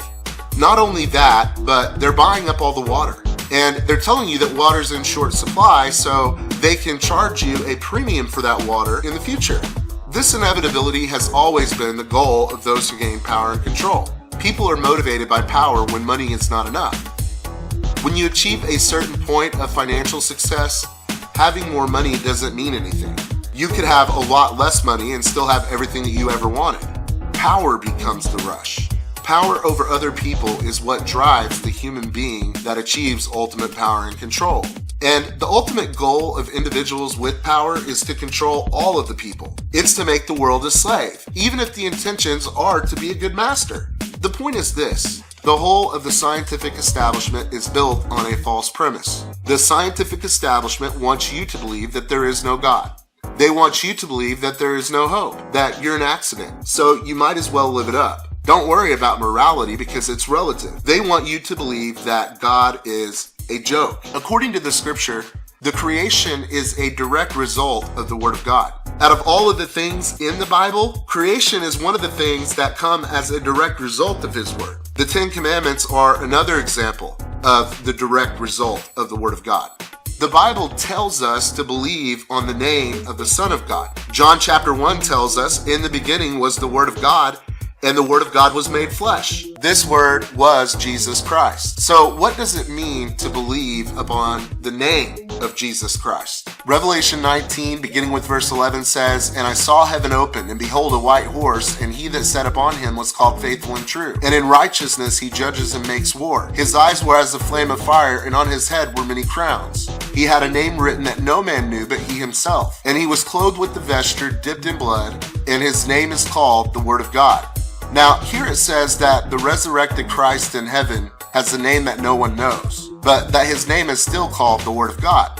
So the final definition of perspective is the perspective of photography and the difference between photography and the perspective of the human eye. We can gain a unique perspective of the world with the way that we see things, but a photograph doesn't lie. A photo can only see what is. One of the things I remember learning very young in school was being able to tell that the earth was a sphere because I could watch the boats go over the horizon. I think it was around 5th grade when I learned about Columbus in a real historical way, instead of just as a children's story. And one of the things that I clearly remember that was pointed out about the story of Columbus is that Columbus knew the earth was a sphere because he too could watch the ships go over the horizon. Thanks to modern technology, we have the ability to capture the horizon with amazing zoom lenses. And we're discovering that boats never go over the horizon. As a matter of fact, boats get further away until they become so small that you can't see them even with the zoom lens. The boats float higher and higher above the surface of the water, forming a mirror line. This mirror line is a trick of the eyes because you're no longer able to perceive the ocean floor. You can only see the floor out to the horizon line. And beyond that, it becomes invisible because the horizon, just as in basic art, forms a point, which is why objects on the water appear to rise further up beyond the water the further away they get. The point is this: you never see a boat go over the curve of the earth. So somebody might say, but Chris, if you have a really big telescope, you could watch the boat go all the way across the ocean. When you understand the way that a telescope works, you understand that you can only magnify visible light. So beyond about 60 miles, it's usually impossible to perceive anything because of atmospheric distortion. There's water vapor in the atmosphere, and this water vapor acts like a lens. The further away an object gets, the thicker the lens and the more the object distorts. Having a bigger telescope is not going to solve the problem. The distortion exists because of the atmosphere. It exists because of the water vapor. So a telescope is only going to be able to magnify the distortion, and eventually it's going to pixelate. You would never be able to see cities from across the ocean because the cities would be the size of an atom, almost literally. It would be like using a telescope to look at an ant in your neighbor's driveway across the street. The ant is too small and the telescope can only magnify visible light. The ant would be invisible from across the street, just as an entire city or a country would be invisible from across the ocean. The argument that seeing ships go over the horizon proves a sphere Earth falls flat on its face with observation. Perspective is what causes ships to disappear over the horizon because of scale. Ships don't go over the horizon because if they did, the horizon itself would be curved. If you're living on a sphere, the Earth just doesn't curve away from you. That would mean you're living on a cylinder and not a sphere. The Earth should curve down and away from you in all directions, which means the horizon itself should curve. How far can you see across the horizon in a plane?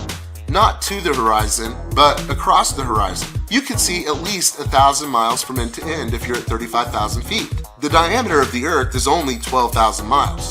Why in the heck would you not see a substantial curve on the horizon itself if you're in a plane? You should see a curve that allows you to look down over where the horizon should be into empty space. That isn't what we observe though.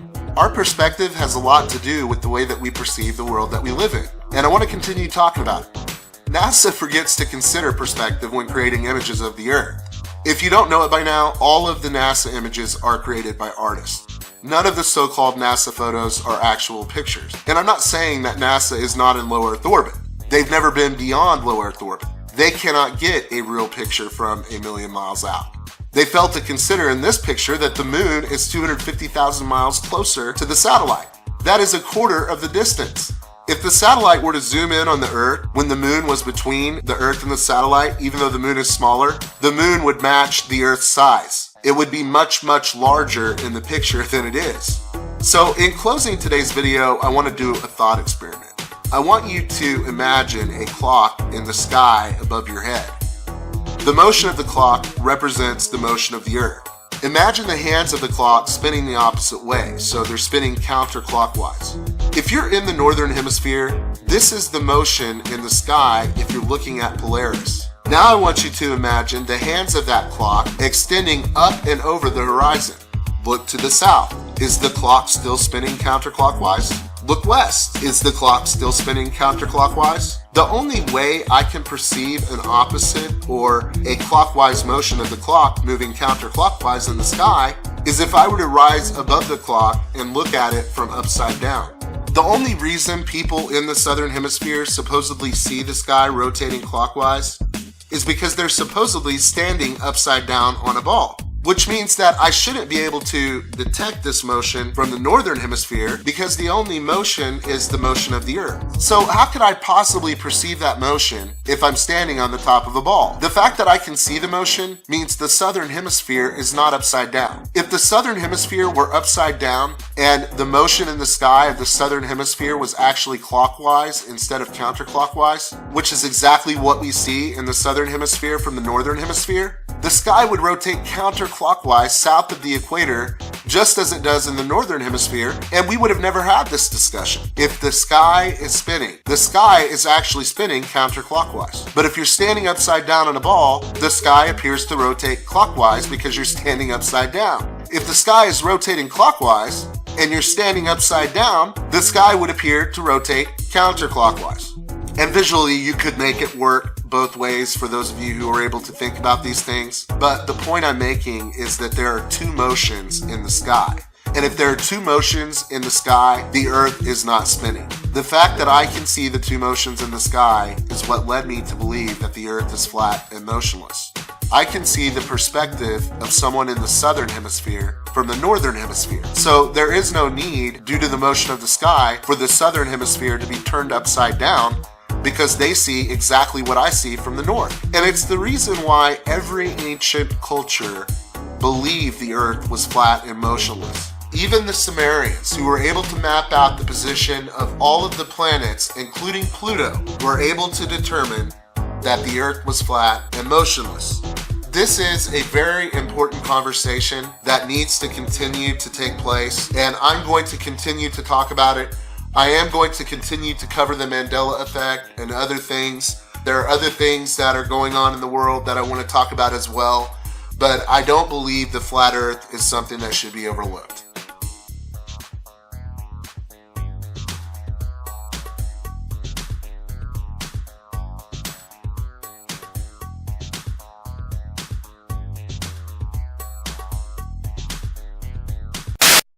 Here we are again, the man on a quest to find the truth and show what's going on with the truth movement. Let's talk about the campaign on the truth movement. Seems more important right now.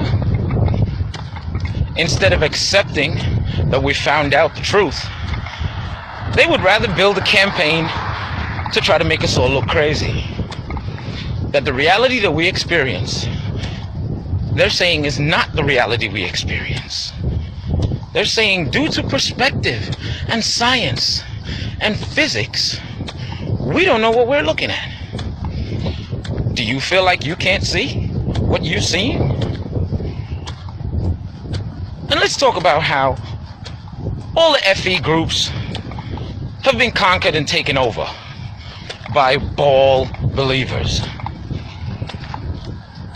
This is to you, ball believers. If you know Earth is not flat, What are you doing in the groups? Why does the globe need defending if it's 100% confirmed? This should have been known 500 years ago. But here we are in 2018 defending the globe. You should feel pretty stupid defending something that you don't care about or that you know is ridiculous. It's like arguing with an idiot. It makes no sense. And the one question all of you seem to come with, I don't know if it's copy or paste, if you're all friends, your defense for everything is, show us a picture of the edge. Even though you believe that the universe is ever expanding and there is no edge of the universe, but when it comes to flat Earth, your concept is that it has an edge. Well, let me tell you this. We don't live on a planet, we're not a spinning ball in space, and flat Earth does not have an edge. We do not know the depths of our reality because it's been kept hidden from us. This is not disputed. So for all you people that believe, yeah, the government lies, but they wouldn't lie about the shape of the Earth, why wouldn't they? Do you understand that Universal Movies has been showing a globe before they had planes that could go up that high and see if what they said we lived on is what we lived on? I'll say it again. Universal Movies has been showing that spinning globe as the logo before their movies since before they had planes to go up that high and see if what we lived on is what we lived on. And everybody just accepted it. So the lie just continued. And this is what you're defending right now. But let's talk about planes. Because you can't have it both ways, Globers. You can't say that, yeah, a plane can take off the ground, defying gravity, but when it gets to its cruising altitude, it is supposedly held by gravity so that it does not fly off out into space. That is what we call doublethink.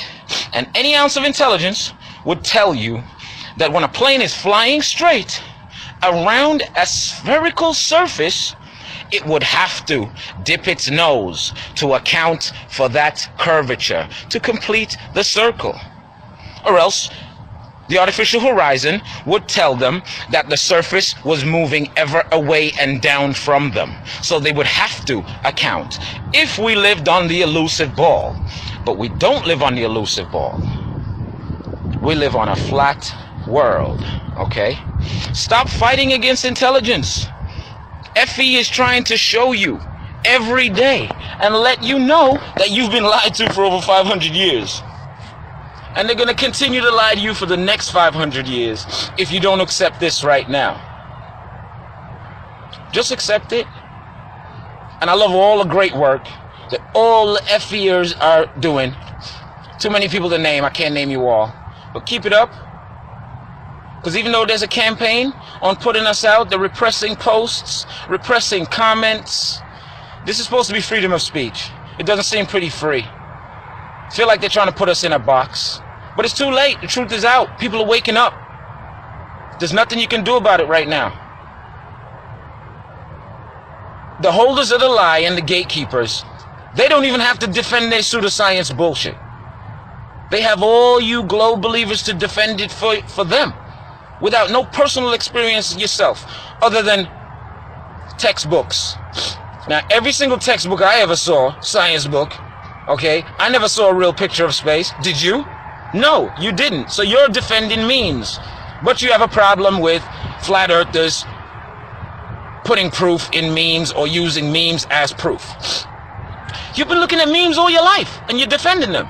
So when you see memes from us, now you get triggered. Stop getting triggered. Stay out the flat earth groups. Because if you know it's not flat, then you shouldn't have to defend anything. If it's ridiculous, why are you wasting all your time and energy and attention on it? This is what you need to ask yourself. Don't research flat earth.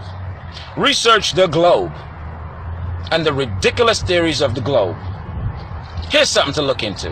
You think you're spinning 1,000 miles an hour? And you watch the sun move through the sky? Slowly through the day? If you believe that we're going around the sun and the sun is not revolving above our heads like flat earthers know the sun is and it's small and close, then you should understand that the sun would look like a ring of fire going all around, but it's not. It stays there and moves through the sky slowly all day. But you will still defend the spin. It's retarded to say, oh, we've just got used to the spin since birth because we've been constantly spinning. Did you forget there's something in our inner ear that tells us when we're in motion and what direction we are? If we're horizontal, that thing in our inner ear tells us. If we're moving, that thing in our inner ear tells us. If we're upside down, that thing in our ear tells us. So stop fighting against your intelligence and common sense if you have some. Just because they told you this is what it is, don't accept it. Look into it. Investigate it. Because truth fears no investigation. This video is for the groups. All my FE people, keep up the beautiful work. Let's keep this stuff going because they're getting desperate. There's a campaign to stomp us out and repress us, but it's not going to do anything to us. Insults and calling us retards is not going to do anything to sway us from this. It's too late. We went to the same school systems you did. Stop trying to teach us globe theory a second time. We know it already. That's how we know there's something wrong with it. It's too late. People are waking up. People are coming into the truth. Elon Musk, he put the nail in the coffin, making you believe there's a car in space and telling you that in less than 23 hours, it had already passed Mars orbit and it was on its way to the asteroid belt. Really? Did they forget they told us that it took the satellite Juno over 3 months to get to Mars? But within 23 hours, a car had passed Mars. If you can't wake up from that, there might not be too much hope for you. You can learn more from flat earthers than you ever learned in your entire school history. We know more about the globe than you. You want to know something about the globe? Ask a flat earther. And on that note, have a good day. And globe believers, stay out the groups. You just won't accept you're getting ate up. You're getting ate up. We're gonna make sure that this one's gonna be clear as hell. You want to talk about religion? Let's talk about space religion. Outer space religion. You've got, in China, you've got groups. And in India, you've got groups. In the United States, you've got groups saying, hey, listen, we've got rockets. We've been out in the outer space fields. We know everything that's going on. We landed on the moon. We landed on the moon back in the 60s. We landed on the damn moon. But back in 2015, they have a big report saying we've got certain devices that we send up there, and we found out a new impenetrable field called the New Van Allen radiation belt. We can't penetrate it for nothing. Not much higher than our satellites, but you can only get so high. We hit a plateau. It's an impenetrable field. We can't get past it. But we somehow 50 years ago, using Wile E. Coyote and an Acme rocket, we landed on the fucking moon. You see, here's the problem again. I always say, the lies start in the homes. The lies, they start in the offices. The lies, they start in the departments. And the problem is the lies get worldwide. You've got medias and schools to help promote the lies, and people fall for it. Why will what you call your science academics of space research, call it NASA, call it what you will in China or India, because China landed on the sun, don't forget. And India, they've also made it to the moon too, but nobody can get past the impenetrable field called the New Van Allen radiation belt. But yet they sell you your shit. And I'll tell you something straight. Here's the catch. What would happen if they all of a sudden told the human race, okay, listen, we sent rockets up there, and on those rockets we've got another set of aircraft that from there they jet pack it to a certain level that is impenetrable. Not a single molecule can make it through that field. Not a single atom will make it to that field.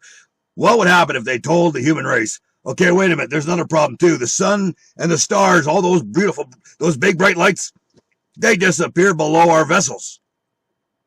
Because they've already admitted, they made it clear. Once we get to a certain level, it becomes a matter of immense darkness. Pure darkness. There is no sunlight. There is no stars. They've had meetings on this. They've shared this information quietly amongst each other. They've put it out there that they can't get past the impenetrable field, but yet somehow they landed on a sun or a moon. You see, it's about the fairy tale. See, humans live with fairy tales. We don't want to hear truth. It's boring. We want to hear a fairy tale. We land on the sun. We land on the moon. We've got an idea. You see, we land on the sun. Here's your science application. They teach you in schools. If we were to shoot a rocket at the sun, it would deteriorate before it hit the sun's corona because the sun's so hot, it would melt every metal piece of that rocket. It would become atomized. Okay, so nothing physical can enter the sun. Then how can the sun be fucking physical? How can you land on a sun? You fucking moron. How the hell do you land on a moon when you can't get past the new impenetrable field from just last year alone? How did you do that 60 or 50 years ago? I'm going to tell you what it is. The fucking lies start from the beginning. They don't stop till the end. It reaches sky high. It makes it worldwide. There was an old famous line. Very simple. It's an adage. It's a line, whatever you want to call it. It says, very simple. A lie gets halfway around the world before the truth even gets a chance to get its pants on. That's reality of your planet. You make up lies on the smallest levels, you embellish them to the highest levels, and you sell the shit. What would happen if every school and media finally said tomorrow, the truth? The sun, the moon, and the stars, these luminaries, they exist in the highest Earth atmosphere field. They exist within your own realm. There is no universe, there is no galaxies, there is no solar systems. It's a bunch of bullshit. What if they told you all those stars that we call them planets? Well, from more recent observations, we're starting to realize these are actually ancient telescopes. They're ancient satellites. What would happen to the mentality of humans who have been watching movie blockbusters like Star Wars and Star Trek and the rest of the We've Traveled the Universe movies? What would happen in every school? What would happen when everybody started to realize your existence is inside of a terrarium and those lights exist within your own atmospheres? What would happen? Well, that would change everything now, wouldn't it? Because every human wouldn't trust their schools, their medias, their governments. They wouldn't trust their NASAs and the rest of the space research institutes. Hell, they wouldn't trust anything of any science institute, would they? And should they? Because every scientist, what they do is they get a blackboard and they got a big fucking fractal equation and go, do you understand this? And people go, I think I make believe. I believe I understand this. Good. You're going to get a passing grade. Those of you who question it, you failed. The whole objective in school is to be able to say, I agree with whatever you say. You move forward. If you can memorize and repeat the bullshit, you move forward. If you question it, you need to get into another class. That's how the world works. Sell the bullshit, accept the bullshit, you move forward. Sell the bullshit, don't accept the bullshit, move it backward because you're a threat to the bullshit. And that bullshit makes a lot of money for a lot of people. Fucking reality. Let me say this straight and clear. I'm going to say it because I get irritable every goddamn time I do one of these little snippets. I get pissed off. I really do. I get really fucking pissed off with the monody and how you lie about everything, how you fucking covet bullshit. And yet, you suppress truism. Anything true, you've got to suppress. It'll hurt your ego. It'll puncture your poor little ears. Oh my God, pull the goddamn blanket off your eyes for 1 second so you can see reality without those rose-colored glasses. And you're screaming, put the blanket above. I want to go eat a Big Mac at McDonald's because that's more safer for me. You're chicken shit cowards, every one of you, to know the truth. I'm going to tell you the truth. The truth is what you can't handle. Your Earth has 3 parallel fields. You're walking on it. You're swimming on the lowest field. And it's parallel, which means it's flat. The clouds that you see above your head making the rain, the snow, the thunder, and the rest of it, and the wind, they run flat. They go across a parallel. Your star clusters, your sun and your moon, that follow a similar formation every damn night, every single day, they go on a flat parallel field. They ain't outside the Earth atmosphere. Your sun, your moon, and stars are inside your atmosphere. So your NASA's and all the rest of these space research centers in India and China and the rest of them, they're liars. They don't want to give the truth out for one reason. Because you just decimated Hollywood blockbusters. You just decimated every school. You just decimated the trust and the integrity of every scientific academia institute across the fucking world because you just realized the Earth is truly a flat field of three parallel fields surrounded by spheres. You better get it. People go, well, the sun and the moon, when they rise and they go down and they're setting, they look massive. But they go so teeny weeny when they're up there. But they get really big when they're low, when they're starting to rise.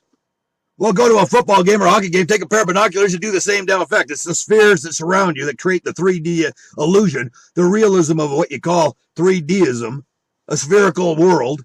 If your world was a fucking circle, for Christ's sake, and some people were upside down and there was a big magic metal magnet in the middle, it would suck every ship into the ocean, it would suck every building into the fucking goddamn ground. That power of that fucking gravity. Let's talk about gravity, the gravity of lies. The gravity of lies. This is the gravity of lies. Don't buck the institution. Because you don't make a buck bucking the institution. You get fucking broke bucking the institution. Because the institution is about selling shit.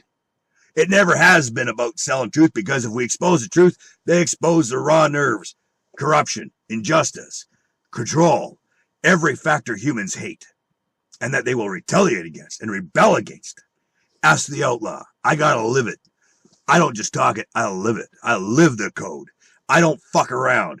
Let me say something straight. Next time you hear, we got asteroids coming through the fields. Bullshit. Those ain't no asteroids. When you hear comets coming in, well, the comets seem to originate from the same fucking star cluster. Coincidence. How about your meteor showers? From the same sets of star clusters? Like a fucking goddamn map is laid out? It's inside your Earth atmosphere. Get it through your stupid head. Anybody who's got a different, you want to disagree with the flat Earth, or you want to disagree with fucking what I'm saying about the luminaries being inside your Earth atmosphere, go fuck yourself and shut your anus, because you're a stupid fucking fool. You can't prove anything otherwise, because all you've got is, well, we got scientists who have proven time and time again that there's a concentrical fashion of the stars' alignment, and you just ignore the star spirals when people take elongated pictures and film the stars spinning, because the truth, we need to just ignore it. Shut your fucking anus. You don't know fuck all about your fucking astronomy up there. If you say that this Earth is not fucking made of flat parallel fields, 3 of them, and that it ain't surrounded by spheres that fucking give you the illusion of a big sun and moon, you're a fucking idiot.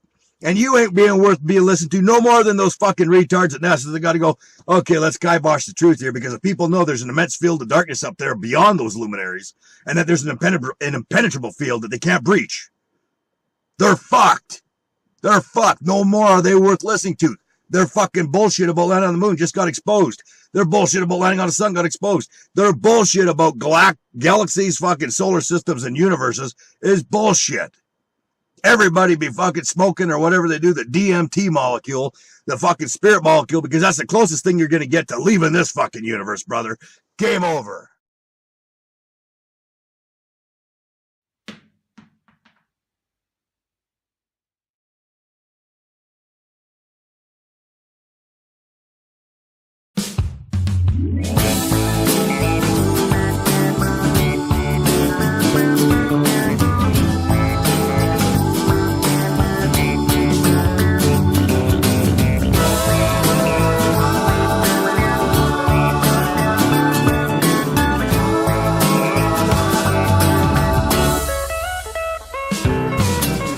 Remember when I learned in school about gravity? It was so cool. I had a teacher that knew it all. She taught me how water could stick to a ball, how buildings stick to the underside of a ball that spins like a carousel ride. Man, it all sounded crazy to me, but I love learning about gravity.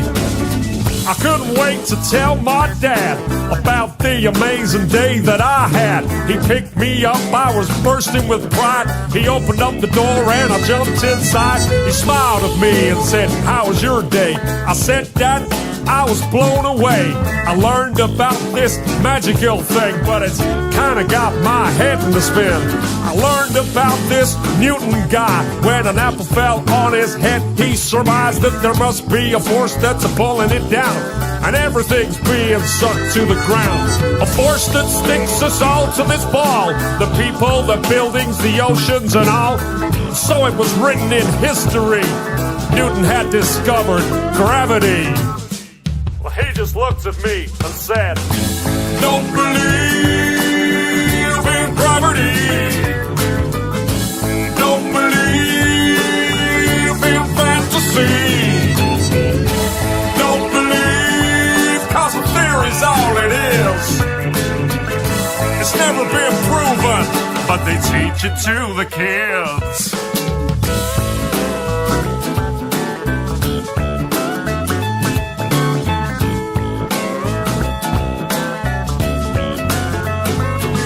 Well, my dad felt a little bit sad for me when I mentioned that word gravity. He said, "Have a little independent thought, question what you've just been taught. I mean, how the hell can a ball that spins make a force so strong that sucks everything in? Yet birds and insects fly unaffected. Gravity must be so selective." think about it logically, cause that don't make no sense to me. You gotta question all those preachers preach, question all those teachers teach. You see, gravity is just a bunch of bull. That Newton guy's just a lying fool. These guys like Newton shouldn't be trusted. Their Freemasonic lies have been busted. In fact, my boy, it's density, and that's why things fall down, you see. An object always falls to the ground if it's heavier than the air that surrounds. If it's lighter than air, then it'll rise. It'll keep on floating up to the skies. That's what's known as buoyancy, and that makes more sense than gravity. So let me tell you one more time, boy. Don't believe in gravity. Don't believe in fantasy. Don't believe, cause the theory's all it is. It's never been proven, but they teach it to the kids.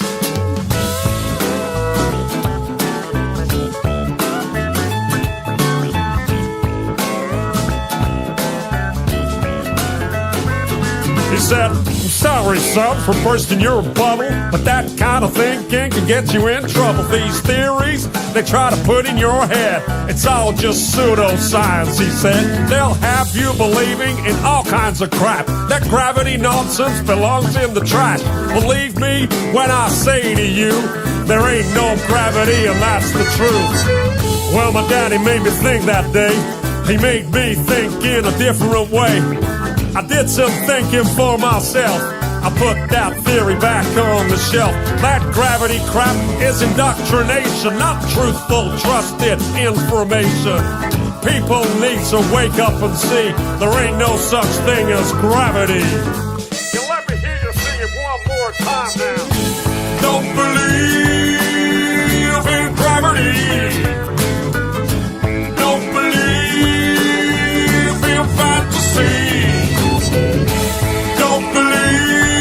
Cause the theory's all it is. It's never been proven, but they teach it to the kids. One more time now. Don't believe in gravity. Don't believe in fantasy. Don't believe, cause the theory's all it is. It's never been proven, but they teach it to the kids.